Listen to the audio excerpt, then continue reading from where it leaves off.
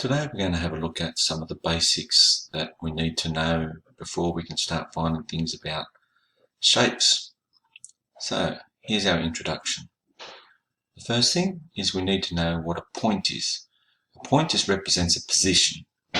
So we use a dot to represent this point and a capital letter to label it. So we can see here, there's our dot, there's our capital letter to label it, so that's the point A. The next thing we need to know is some differences in terminology. So a line, we usually call it just a line, but we say that it's a straight line.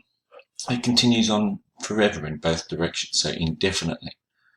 So there's an example of a line. The arrows on the end indicate that they keep going forever. And when we label these, we usually have 2 points that are on that particular line. And we label them with some capital letters, just like we did with the points. So it's named by the 2 points that are on that line. So that's the line KV or VK. So it doesn't matter if we go K to V or V to K. So that's how we label a point and a line. What we need to know now is what we call a ray or an arm. It's a line that has a beginning but no end. And it's basically represented by just an arrow. So here, there's no arrow on the end here indicating that it's not continuing in that direction at all, but it is continuing in that direction indefinitely. So it has a beginning but no end. Usually we make that beginning a little bit more significant, so we're going to call that point, the beginning point there, the point A. But to work out what particular ray or arm we're talking about, again we need another reference point on that arm. So we're going to label that the point Z, so we can call that the ray AZ. Not ZA, AZ, so it begins at A and continues out through Z.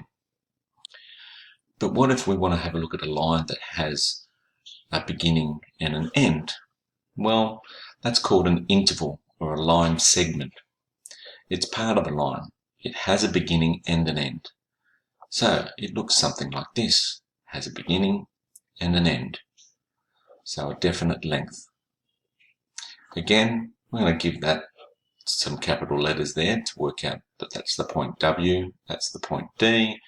So I can call that line or line segment or interval WD, or I could even go the other way, DW.